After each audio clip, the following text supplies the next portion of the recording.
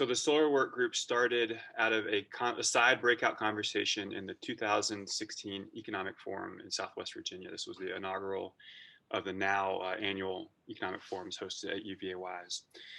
And this was just a breakout room conversation anchored around how can we use the development of a locally rooted solar industry as an economic catalyst. And so we had so much fun talking about it, we decided to have a follow-up phone call, which led to an in-person meeting, and pretty quickly and organically, that effort evolved into the Solar Work Group of Southwest Virginia, which is why we're all here tonight.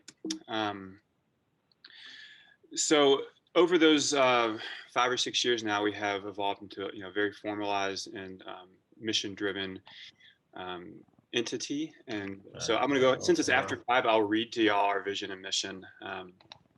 Southwest Virginia is a solar leader in the Commonwealth and Central Appalachia, building on the region's proud history as an energy leader, working to bring the economic, environmental, and resiliency benefits of solar energy for all Southwest Virginia community members. So that's the vision, and our mission is that the Solar Work Group of Southwest Virginia is developing locally rooted solar industry as a regional economic and social catalyst, creating jobs and energy savings, as well as attracting renewable energy investments to Southwest Virginia.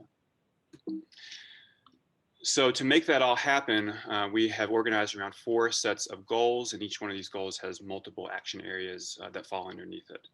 So I'll paraphrase these 1 through 4. First is to develop a lot of highly visible solar, ranging from residential scale, which we're talking about tonight, commercial, and all the way up to utility scale solar. 2 is to make sure that folks in Southwest Virginia get put to work and get trained in implementing and developing that solar. 3 is to do education and outreach, both at the community level as well as for local leaders and statewide leaders. So that's part of also what we're doing tonight. And then 4 is to make Southwest Virginia specifically and the state as a whole more solar friendly, so we can streamline the development of the solar industry in Southwest Virginia. So since 2016, we've just covered a ton of ground, and we're really proud of all the work that we've done. Again, don't have time to go into all that tonight, but as Christine mentioned, we've got a great website where you can go as deep as you want to into the history of the work group. Here's just a few snapshots from across the years. There's the bottom right's the system at Peggy's house going in for their community there, the ground mount system. The one on the top left is at the bike shop in Big Stone Gap. Here's the SolSmart designation program in St. Paul from 2 summers ago in 2019. And then finally, just a little bit about the structure of the work group. We work with a co-convenership and then have a planning team that does most of the work on a week-to-week basis. Appalachian Voices, along with UVA-wise and People Incorporated, are co-conveners. And then Pale Blue Dot, Southern Environmental Law Center, the Nature Conservancy, and DMME are members of the planning team with expert facilitation from Dialogue and Design. That's Christine and Sierra. So with that, I'll turn it back. And again, welcome everyone. I'm glad you're with us tonight. Great. So we welcome any questions that people have in the chat roll as we go along about the work group.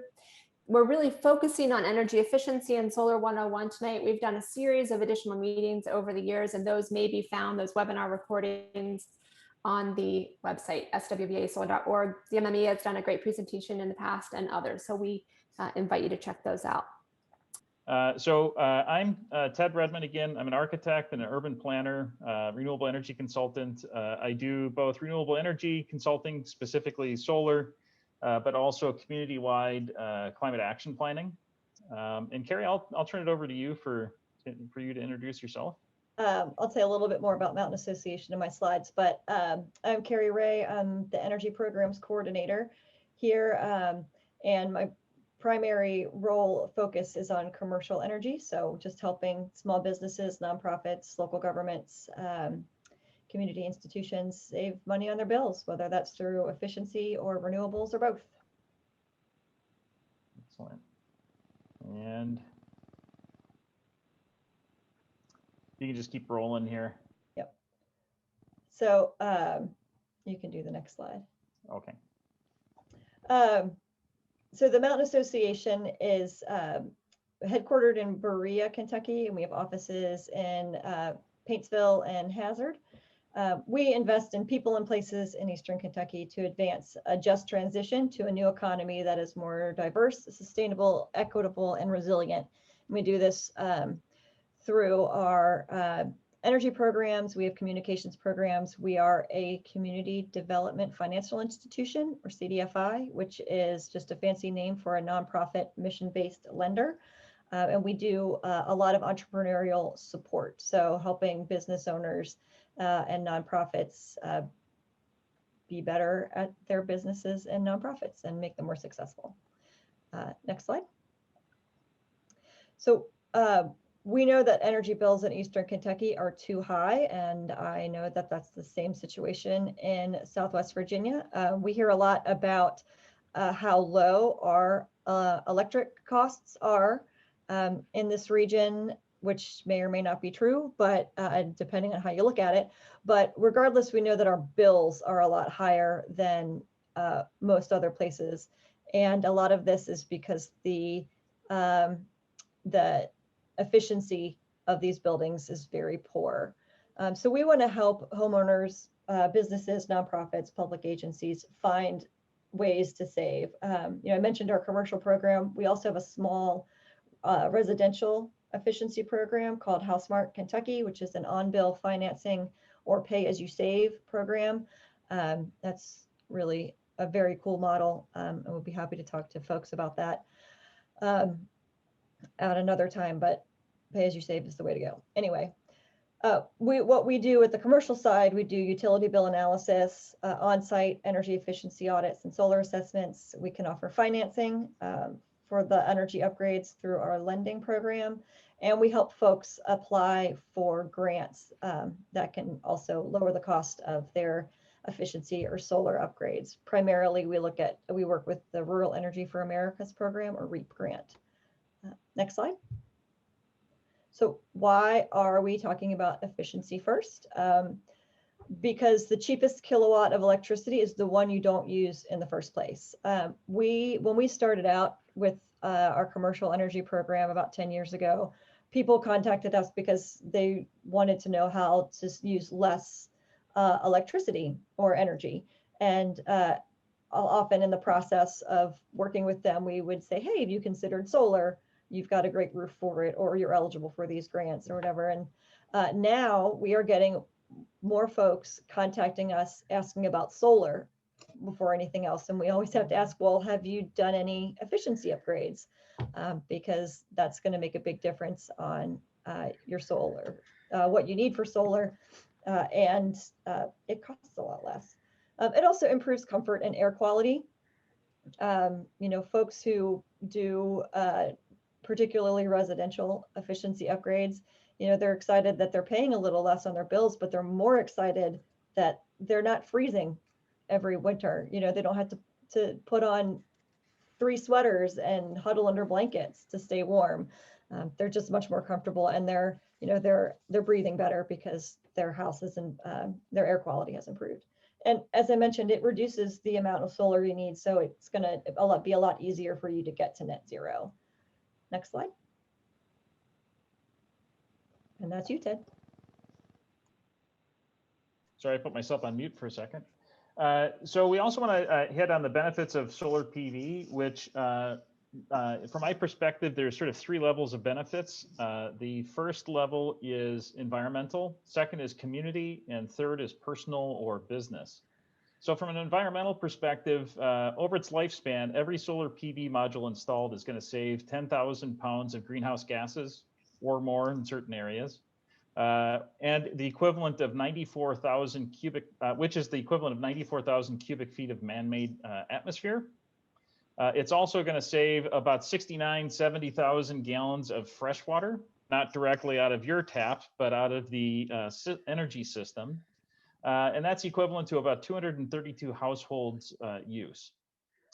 Community benefits include, comparing fossil fuel use, generating electricity with solar creates more jobs, and 40% of it can be local and local, your next door neighbor for installation and so forth. It reduces air pollution. Studies indicate a decrease in 1 to 3% of premature deaths as we increase solar in a community. In personal and business, the use of solar PV offers personal tax benefits through the ITC. oops, and we missed a line. So the ITC currently is going to return 26% through the end of 2022, and that'll step down a bit after that. It also has a lower and fixed energy cost over a lifespan of an array.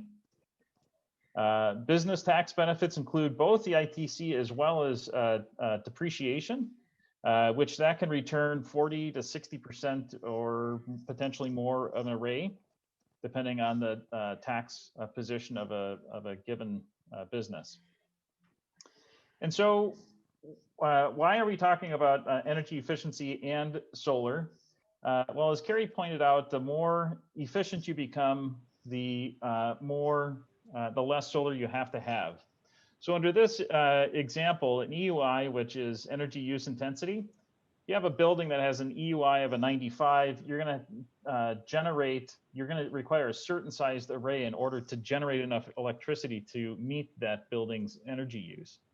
If you can reduce that consumption down, the size of the array can continue to decrease, making the mutual investment in energy efficiency and solar provide return on investment in two ways. Both you're saving money on the energy that you're having to expend, and you're also saving money on the size of the array that you have to install in order to achieve net zero.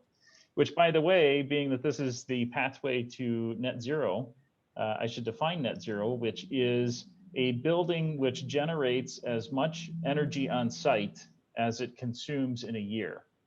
So that's where wanting to balance that energy efficiency and solar together is the pathway actually to net zero. All right, and we've got a second poll as we transition back to Carrie for EE.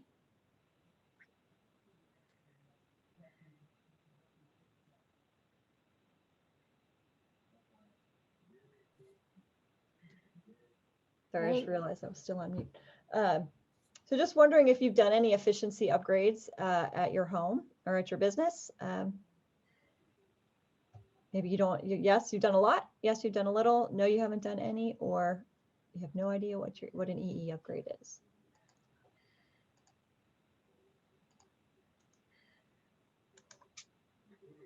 Great. And if anybody is joining by phone only, if you want to just share your responses verbally, we welcome that as well. We'll give people another 15 seconds or so.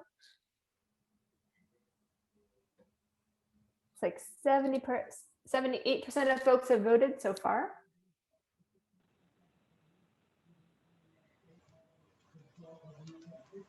Right. And again, if you are in a location with background noise, we invite you to mute yourself. All right, 82%. Go ahead. Great. So it looks like, we've got 42% have done some and a little bit, and 32% have done a lot, and 26% haven't done any, but that's okay. Maybe you'll learn something and to take home with you or back to your business with you from this presentation. We've got a little line on our presentation. So typical efficiency upgrades for both commercial and residential upgrades are switching your lights to LED. Obviously, this is a lot easier for homeowners than it is for a commercial. Some places got LED or fluorescent tubes, but that's one of the biggest ones that we see and recommend. Programmable thermostats are really important, especially if you have a heat pump. I'll talk a little bit more about that later. Adding insulation, upgrading your HVAC, and air sealing, which is just plugging up the leaks in your house or business. Next slide. So is it worth it? We always want to consider the costs and the benefits. There's a lot of reasons that you might want to do efficiency upgrades, but maybe you're concerned about climate change. You want to improve the air quality in your house. You want to be more comfortable. But for the most folks who contact us, they want to save money on their bills, and all the other stuff is just gravy. So our goal at the Mountain Association is to give folks the information they need to make the right choice for their business or organization or home.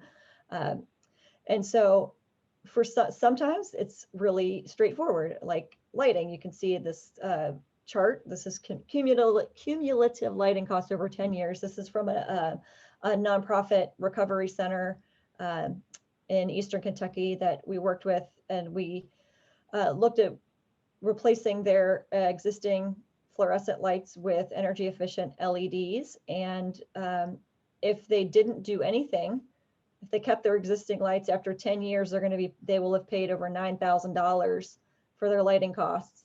But if they do make their upgrade after 10 years, they'll pay just over $3,000. And you can see that a lighting retrofit for this place would pays for itself in less than 2 years.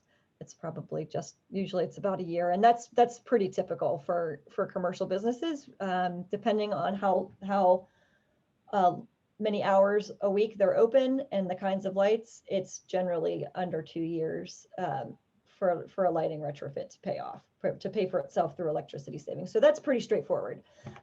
Almost always recommend that.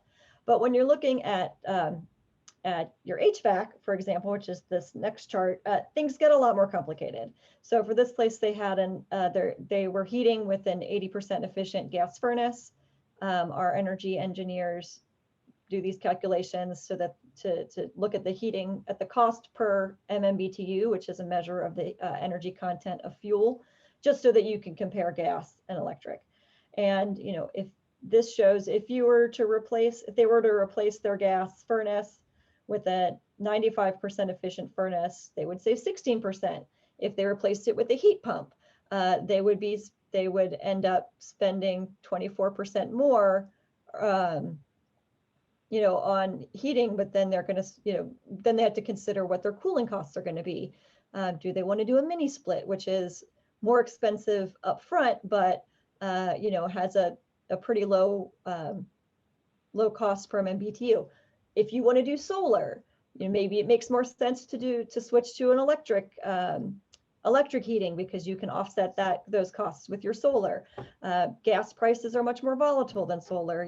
Gas right now, when you compare the carbon footprint of natural gas to coal-fired electricity, gas comes out up front. But if it's solar-powered electricity, electricity comes out front. So there's just a lot to think about. There's a lot of different, there's just so much to think about when it comes to HVAC that it's not straightforward, and there's a lot to think about. So considering the costs and benefits is easier said than done, but that's one of the services we provide at Mountain Association, is providing expert advice for these kinds of things. Next slide. So what can you do without expert technical assistance? So a lot of this depends on how handy you are, but most people can switch out screw-in light bulbs to LEDs. Again, pretty easy, straightforward, makes sense to do. Most people can air seal, which is caulking and weather stripping. If you can feel air coming through, then you want to, that's a leak. That's your heating and cooling dollars are rushing out that door. And it's surprising how small of a leak, how a very small leak can actually really impact your heating and cooling bills. So getting a tube of caulk, running it around your windows, putting door sweeps and weather stripping around your doors. Pretty cheap, pretty straightforward stuff. You can get it at Home Depot. And I can do it, and I am not handy at all. So that's a pretty low hanging fruit there. Next slide. Next level air sealing would be in your attic and using canned spray foam. So there's a lot of air leakage that can happen in your attic. If you go up into your attic and you see dirty insulation, that generally means that there's air leakage coming through. It can also mean you have raccoons, which is a lesson I learned the hard way. But if you see dirty insulation, pull it back. A lot of times where the electrical boxes are, where light fixtures go in, that's a place to caulk. Where cords are going through, you can use canned spray foam. Also around you can see in this picture where plumbing goes into walls, that's where you might want to use a can of spray foam. And at the Mountain Association, we typically don't recommend specific products, but from experience, if you're going to use canned spray foam, use the DAP. It's so much easier to clean up and easier to use than some of the other stuff. Again, I speak from experience on that, and I'm not handy, and I've had to clean up a lot of big messes. But yes, spray foam is for larger cracks. At my house, we have a really old masonry wall that has a fireplace in it that we don't use anymore. But you know, where the masonry wall meets the drywall, it was just a huge crack all the way up. So we just ran a line of this foam sealant in and had cleaned it up. Next slide.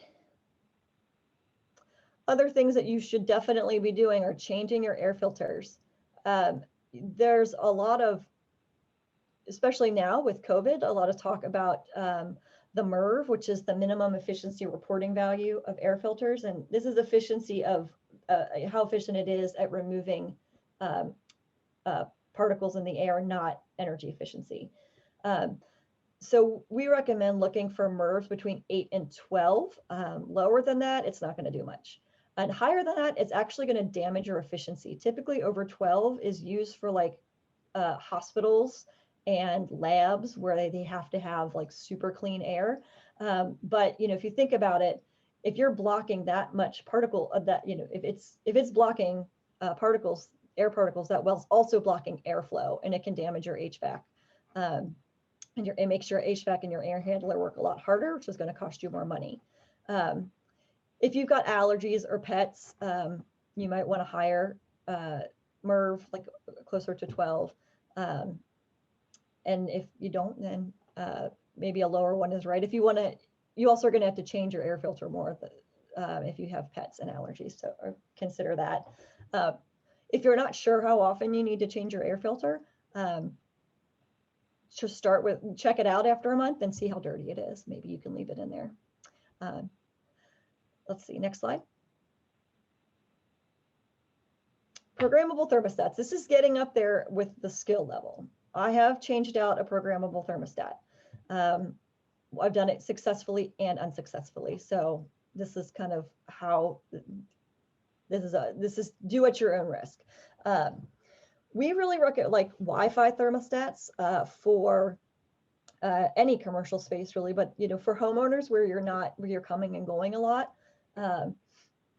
Wi-Fi thermostats are really helpful, because if you're like me and you leave and you forget to, you know, and then it turns out you're going to be gone all day, and you can lower you can adjust the temperature, so you're not heating or cooling your house when you're not there. And when you get on your way back, you can use your phone to start either heating or cooling it, so it's comfortable when you get there.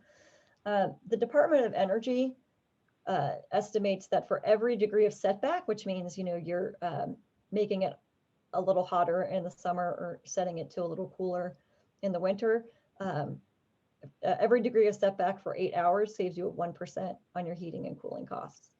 And this is if you have a heat pump, this is really important and something that I've discovered a lot of folks don't know.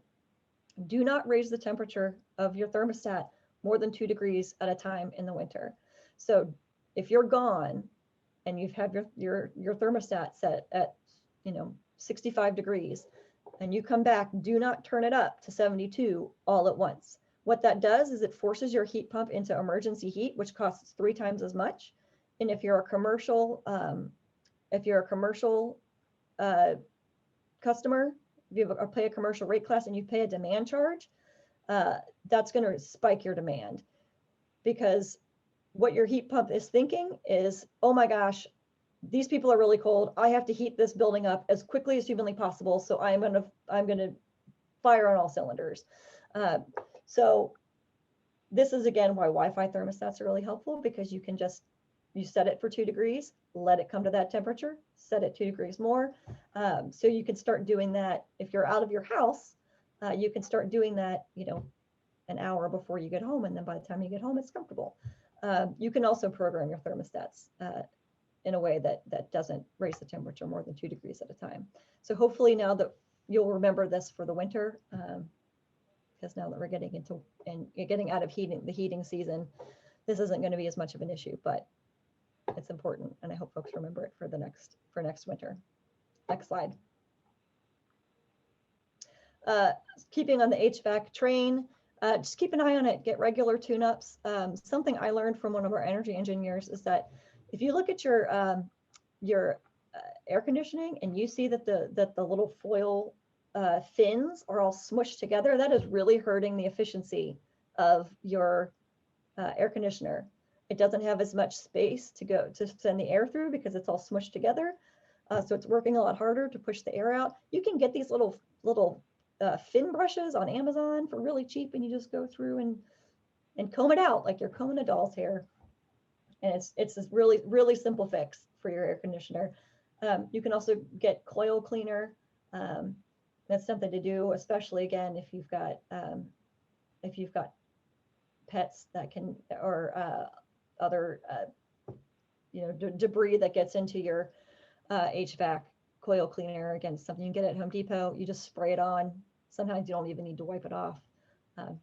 It's a simple fix that pretty much anybody can do as long as you can access the coils on your heating and cooling. Next slide. Things you should hire a professional for. Most likely, unless you're super handy. Insulation. Yeah, you can put you can roll out the bats, but even then, sometimes it's best just to have a professional do it to make sure that it's done right. Duct sealing, holes in the ductwork is not an uncommon thing, or in ducts that are not properly connected is something that happens a lot. But again, generally best to be taken care of by a professional. Insulating and air sealing your attic hatches. And obviously HVAC upgrades, unless you're an electrical engineer, you probably should let professionals switch out your heating and cooling if that's what you're doing. I also just like to admire this beautiful looking attic, because this is the exact opposite of what my attic looks like. And so I just like dream of someday having an attic that looks this beautiful and clean. Next slide. So there are experts that can help you. These are some resources that are available to y'all in Southwest Virginia.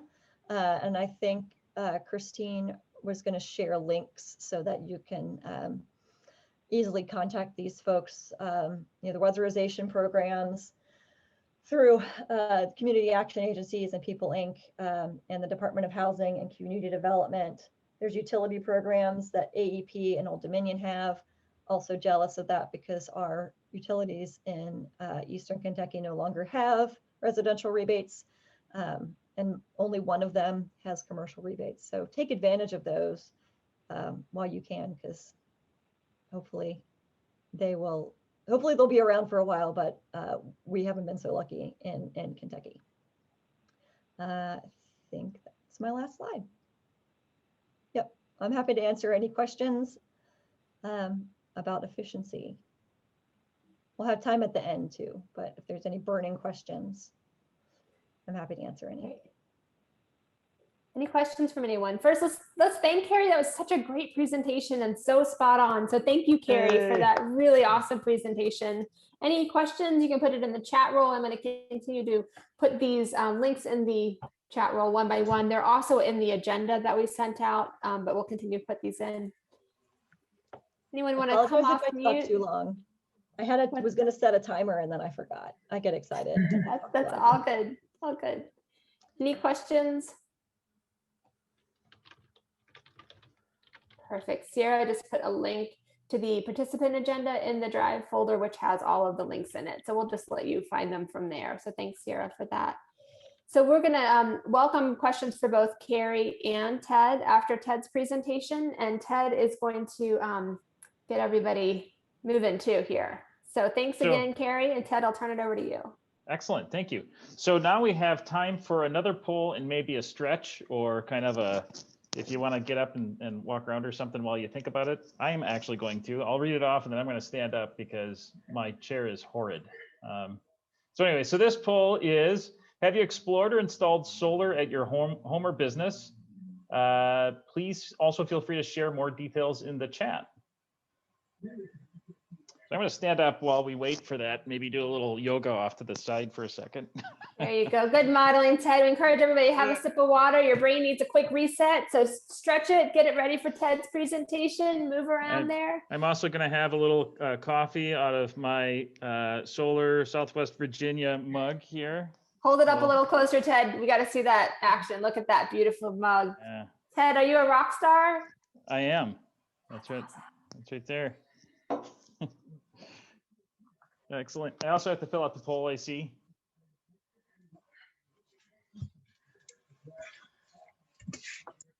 Okay, so just about 5 more seconds for the poll. 68% of people have filled it out. Anybody who is joining by phone who would like to respond to, have you explored or installed solar at your home or business? Or what's been the biggest obstacle? All right, 5 more seconds. All right, someone has shared in the chat, shady location. Absolutely. All right, so it looks like we've got 56% have explored or installed, and 44% have not yet been able to have that opportunity, and it's coming up. So we can get that number up there. And then for those that have not installed, cost is the #1 issue at 44%.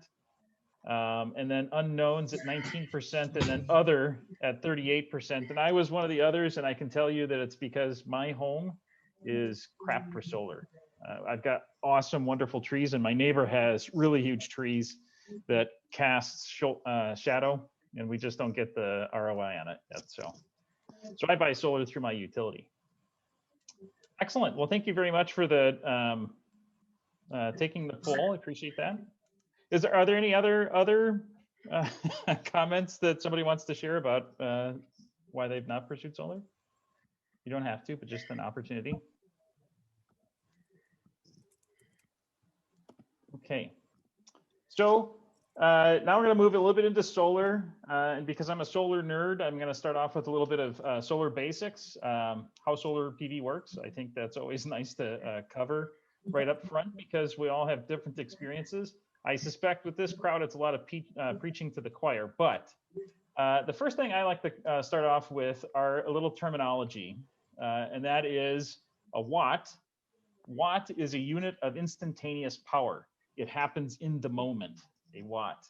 And that's the unit of base pricing for solar. So typically when you hear about, well, Bob installed solar, I put solar over there, you might talk about, well, I paid $2.30 or $4 or $1.50 per watt. A kilowatt is the same kind of measure, but it's 1,000 of them. So it's also instantaneous power. And it's how we talk about the size of an array. So I might say I have a 6.5 kilowatt array on my house or a 40 kilowatt array on my business. A kilowatt hour is not interchangeable with either a kilowatt or a watt. A kilowatt hour is a unit of energy, which is equal to 1,000 watts over 1 hour period, or a mixture of anything that will come out the same math. And that is the use of power over time. That is also how our energy company, our utility talks to us. That's how they bill us, is on the kilowatt hour. So I like to cover it because a 6.5 kilowatt array is not going to produce 6.5 kilowatts. It produces something different.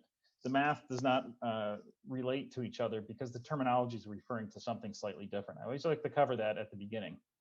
So how does solar work? This is an awesome, highly detailed technical diagram here. So basically what's going on is sunlight strikes the panel. Just sort of talking about it as a dumb architect that I am, it's got two plates in there.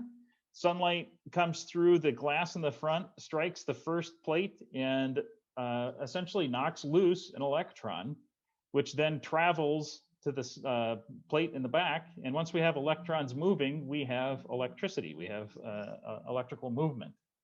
And so those electrons, as they move, then go out of the panel into the rest of the system and light your light bulb, as it shows there. So which, and actually I thought I had other slides that apparently are not showing up. I'm sorry about that. Maybe they're later. But the solar PV state of the market. So in the United States, we have 97.2 gigawatts of installed capacity nationwide, which is about enough electricity to cover 18.6 million homes. And nearly 20% of that, 19.2 gigawatts, was installed during 2020. So 20% of it was installed during a pandemic year. Kind of gives you a sense as to the strength that the solar market is growing into. It's really been amazing the last 5-10 years. Virginia, by the way, is number 4 in the United States for 2020. Go Virginia. And it's seen 296% growth is projected over the next 5 years for the state of Virginia. So you've got a bright future ahead for solar. So what is a gigawatt? It's kind of an abstract term here. What's that mean?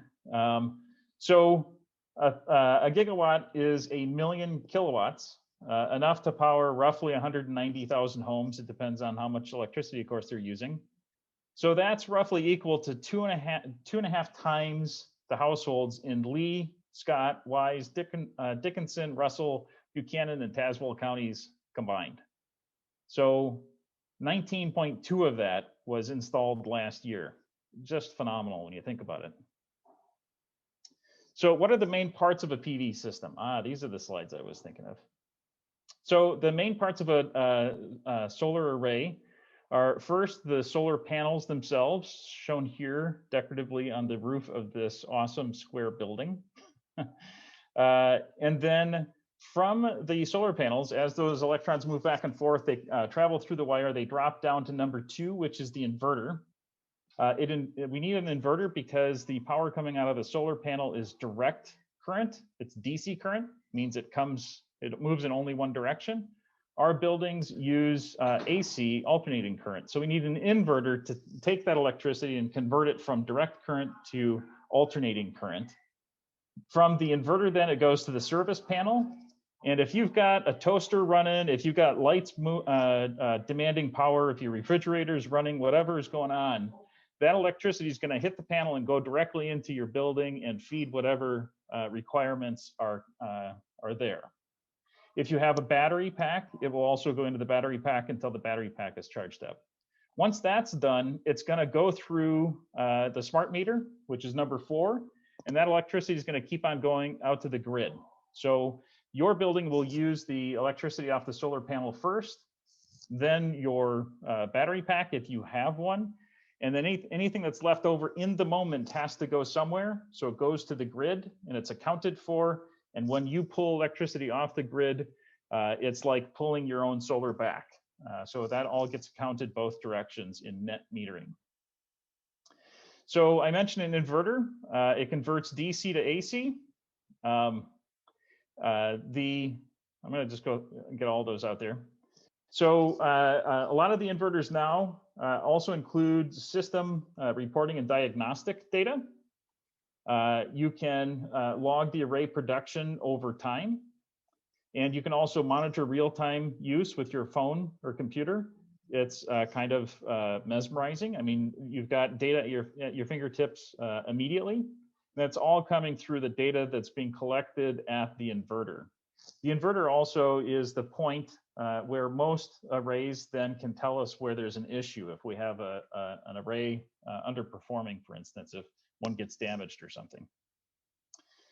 Mounting options for solar arrays include flush mounted. That's where you just put it right on your roof. It's actually lifted off a few inches. You want to get it at least, typically about 6 inches or so. You want to get a little airflow underneath there. We have tilt mounted racking, which can go on the roof. We tilt it up if it's a flat roof.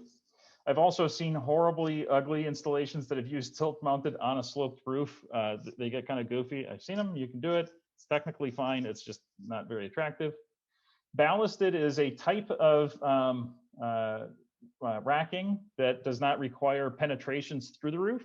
You can do a ballasted on a tilt mounted system as shown in the photograph. You can also do, there are some essentially ballast mounted flush mounting also that you can do on sloped roofs.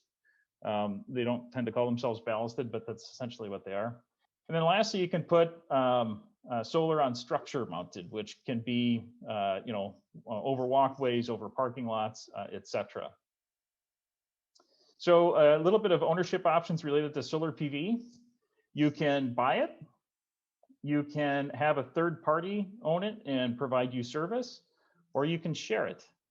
So with purchased, you can buy it outright with cash, or you can do a loan. A lot of installers may offer loan and financing opportunities, or you can get a loan from your bank. For third party, it can be either a lease or a power purchase agreement. In the state of Virginia, there is still some sort of policy work that's going on related to clarity and refinement of acceptability of those terms and relationships within the different utilities. And within a shared option, it's also called a community solar. That is one where a large array is placed in one location, and many people or businesses within the community or the county can then subscribe to that power. And that energy gets credited to all the subscribers' bills on a monthly basis. That also requires typically legislation related to virtual net metering and encouragements associated, or sort of laws opening up the pathway for a high level of community solar adoption, which Virginia is working on here, and hopefully we'll see happen. Oops, and I put that in there. So it's, as we say, third parties not yet consistently available in Virginia, and neither is community solar, but they are coming, I think. So in terms of what are you buying into those options, with purchased, you are buying an asset. You own the array. It's yours, just as your car or house or whatever. And you own all of the environmental benefits from it. Within a third party, and by the fact that you own all those environmental benefits, you can also potentially sell them through SREC markets, depending on the options available to you in your market. There are some voluntary options for that as well. Within a third party, you are buying a service. So they own the array, and you're buying the power off of that array. You do not typically own the environmental benefits. So you can sometimes get those through an agreement, but what that means is if, for instance, you're a business or an individual that really wants to account your carbon footprint, you technically cannot reduce your carbon footprint from that solar electricity, because typically the PPA owner owns those benefits. They oftentimes get donated back into the grid under different structures. So. And within a shared array, what you're buying is predictable power costs. And again, you typically do not own the environmental benefits. Under all of these situations, though, we are supporting a cleaner electric grid, and we're supporting increased solar and overall environmental benefits for all of us. So they are all strongly positive for those. In terms of the economic, for a purchased array, it's like buying anything outright. It's got the highest initial cost because you're buying it outright. But it also has the greatest possible long-term savings, because every bit of savings over the potentially 30-year plus life of an array, you're going to benefit all of that. And once the system is paid off, you get free energy. It's paid off, and so everything that it produces, you're getting for free. And for a good array, that could be anywhere between 6 to 12 years, depending on all of the economics associated with that specific case. Under a third party, you're getting, usually you have no or very low initial costs, so you can get into a deal for free.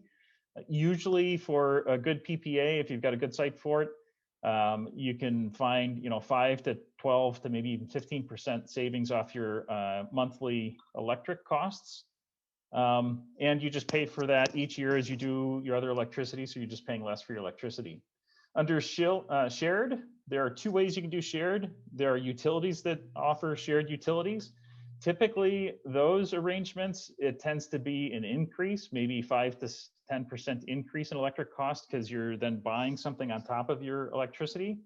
However, in the situations where you can get into a third-party shared options, they always reduce cost, typically a 5 to 10% savings in your electricity. And again, you're paying every year during the time frame that you're a subscriber. So could solar be right for your property? I hope so. There's some key questions for whether or not it might be right for your home or business. Do you have good solar access? You know, is it shady or is it shade-free mostly? Is your roof structurally sound? I hope so. If not, please look into it regardless of whether you're looking at solar. But is your roof structurally sound? And not only structurally sound, what it really should say is your roof capable of taking the additional loading for a standard type array that's not ballasted? You're looking at 3 to 5 pounds per square foot. For a ballasted array, you might be looking at 8, 9 pounds per square foot. Is your roofing itself, the roof material, is it in good shape? Or if it's not, are you going to be re-roofing soon? If you're going to re-roof soon, it's a perfect time to do solar. And as Carrie was talking about, is your building energy efficient? I, for one, would never discourage you from doing solar, even if your building's not energy efficient, but I would definitely discourage you from trying to cover all of your electrical needs. And I would definitely encourage you to do energy efficiency at the same time, because they are beneficial to do together. So for a good solar access, ideally you want to have that good exposure between about 9 a.m. and 3 p.m. Avoid shading from trees, buildings, poles, in your case, mountains. And if it's east or west facing, it can still be acceptable. There is a lot of perception that says, well, if it's east or west facing, it's not going to be good solar. That is not true. There are some instances where that is true, but not in every instance. There are many excellent arrays that are east or west facing. So it all comes into the specifics of when and how we're seeing the sun. So some tools for exploring solar for your property. The first one here is this EnergySage.com. They have first a solar calculator.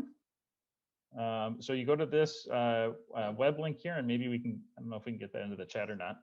But if you go in there, you just enter your property details, and it's very high level. It's not onerous at all. And it'll come back with something like this that will tell you whether your roof is good for solar or not.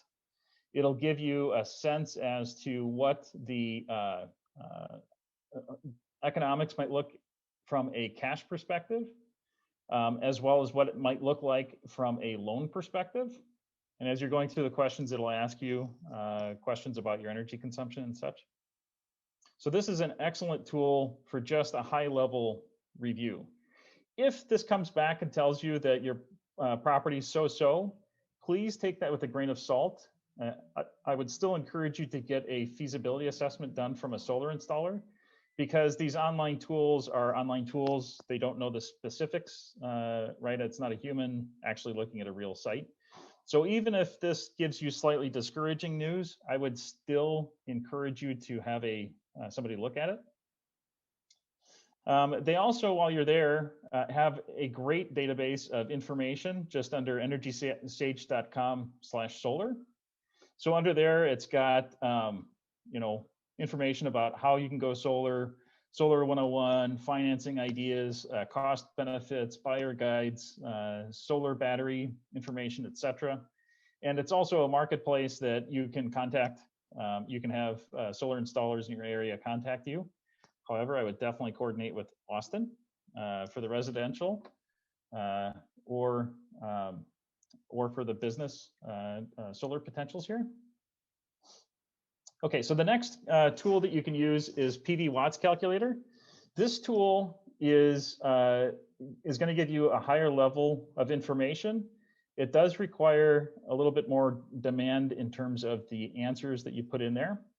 So you'll want to be a little bit more prepared with more information. The first tool is very easy to use with very little information. All you need to know is how much energy you use, basically.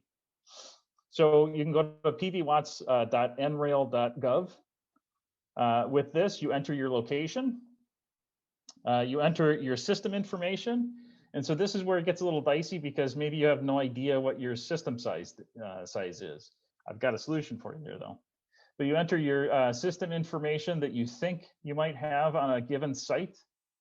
And then it comes back with pretty detailed energy savings projections month by month. And it is pretty detailed and it's pretty accurate. The only downer is you have to have some system information. You can guess, it'll give you some guidance on some guesses too. So if you don't have detail for that, don't be worried. You can play back and forth with this to kind of guess on a system size actually. So you can get a lot of information out of this with a higher degree of comfort. A third tool is actually one that we created for some of our municipal clients. And so we're offering it up here. You can play around with it. It's a solar and energy calculator. So you can just go to our website, PaleBlueDot.LLC, solar-and-energy-calculator. This stupid URL, I'm sorry about that. But if you go there, it's a simple Excel spreadsheet. You can download it, use it for free. You don't have to pay us anything. Just download the spreadsheet. And in there, you answer questions about your building. It's going to want to know your energy use intensity. If you do not know your energy, and the way you can do that is first, just tell us how much energy you consume in terms of kilowatt hours and natural gas, and it'll calculate your EUI. If you do not know that, it has a link to another tool that can help you get a good feel for what it likely is.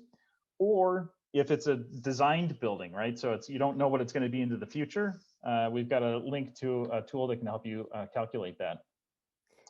Ted, you are the man with the tools in the toolbox. Just a quick time check. We're about 3 minutes until questions. Okay, I'm almost there. And so you can also plug in information about your site, how much building area you have, roof area, parking area, green space area, etc. And then it'll come back and it'll tell you how much solar array you can stuff on your house or on your building, and how much you might be able to do on your site, and whether that could potentially reach a net zero building or not.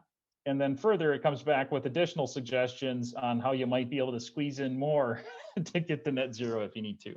So if you're interested in that, this calculator is intended for users that just have electrical use and natural gas use, and they know about their site. That's it. You don't need to know about solar. It'll come back with info for you. So local resources, Southwest Virginia, Solar for Southwest Virginia. Here's the website here. The solar work groups, Solarize SWVA. So there's the residential program. All you got to do is go onto that website and sign up. And as Austin was talking about, you can get a solar feasibility assessment done, and you'll get a lot more information through that. You can also go through the Securing Solar site for sort of commercial scale arrays.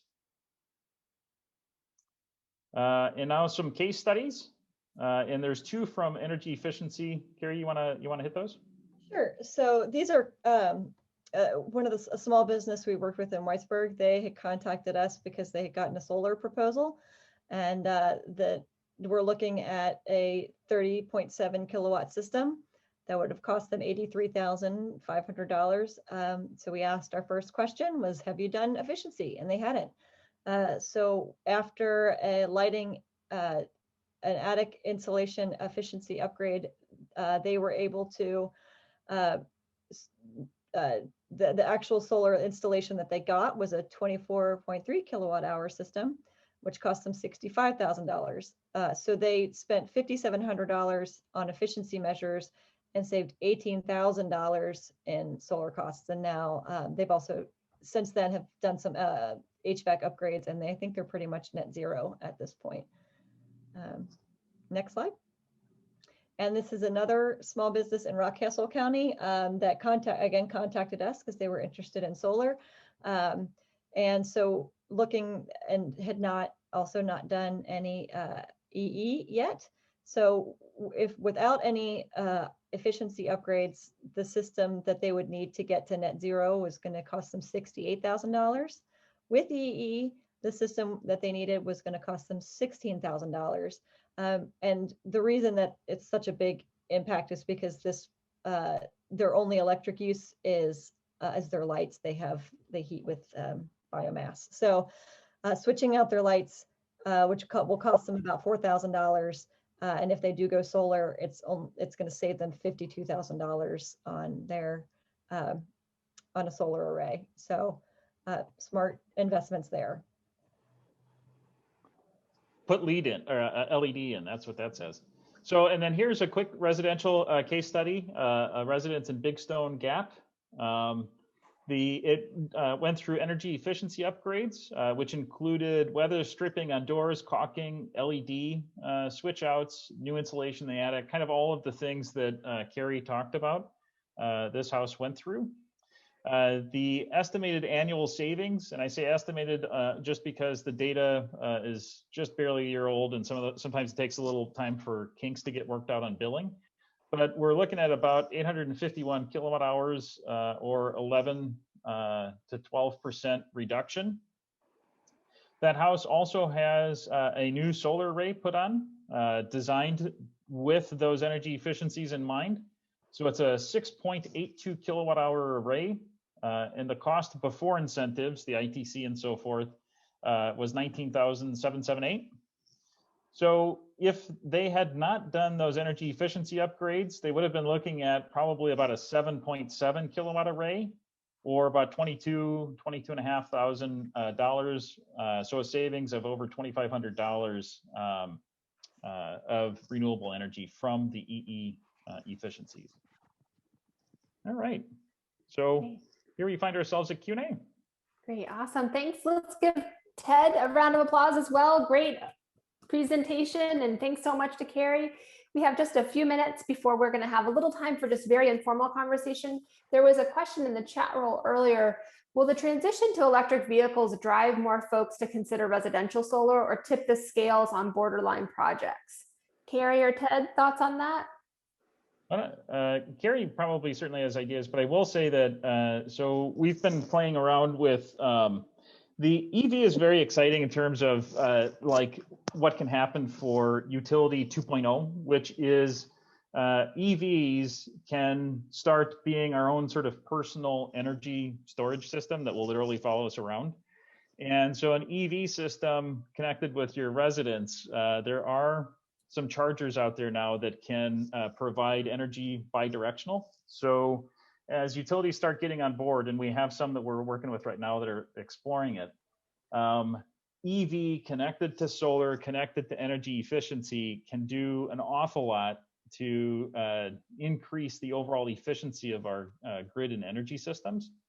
So I think that, yes, in the long run, that relationship, as it starts being tested, developed, and illustrated to be powerful, I think that relationship will increase both solar adoption as well as EV adoption, because you can do some cool things when that starts happening. I will say that that's kind of outside the purview of many utilities right now, but it is changing. The leading utilities are exploring it right now. And once they get the hang of it, you'll see it coming out, I think, everywhere. Great, thanks, Ted. I'm going to bring up this next question, and we have just 1 minute left before we're going to transition and let folks who want to drop off. There's a new question, and then Carrie, feel free to pick this one up or the last one first. Can you say more about the timing of solar installation with roof replacement and any specific requirements? Carrie, anything you want to add to that one or the last question? I don't have anything to add to that question. I will say, as I'm not a structural engineer.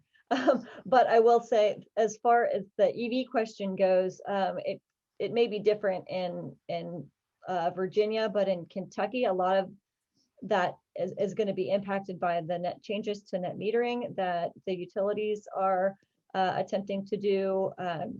They are two major investor-owned utilities in Eastern Kentucky are trying to gut the net metering rate, which would make it much less cost effective for people to put solar on their roofs, which is interesting considering they are both also really pushing EVs because they want to increase the load, electric load on the grid. And there's a lot of, they're also want you to buy the solar that they're producing. They want you to buy their solar and not produce your own. So hopefully that won't happen in Virginia like it's happening in Kentucky, and we're still waiting to see what the Public Service Commission is going to say about it. But I think, without a good net metering rate, it's not going to make sense to put solar on your roof, even if you have an EV. That makes sense. Thanks. Ted, any thoughts on that last question about solar installation with roof replacement in 15 seconds or less? Yeah, so the common statement is if you think you have to replace your roof in less than 10 years, you should do it before you put solar on. I mean, you can replace it early. But if you think your roof has got 15 years in it, then waiting and putting solar on first can be okay. It depends on the specific situation. My preference is to see a roof that's got at least 20 years on it, though, left. Great. If you're, can I just add a quick thing? If you're a commercial client, if you're a commercial business, you can include a new roof with a solar installation on your Rural Energy for America REAP program grant, which is a 25% cost share. We have seen folks get new roofs with solar and saving a bunch of money on that. So that's one thing to consider if you're a commercial customer. Yeah, absolutely. And if other people have resources or answers to these questions, they're great questions, feel free to put them in the chat roll. We will be sharing the link to the presentation with the meeting summary and recording as well. So everyone, please join me again in thanking Carrie and Ted for a really excellent presentation. So thanks so much to both of you. So helpful to have this just core information. So really appreciate that. With that, want to let folks know again, you can join the email list at swvasolar.org, and we'll be including upcoming events in our upcoming newsletter as well. So feel free to join that email list if you're not on that.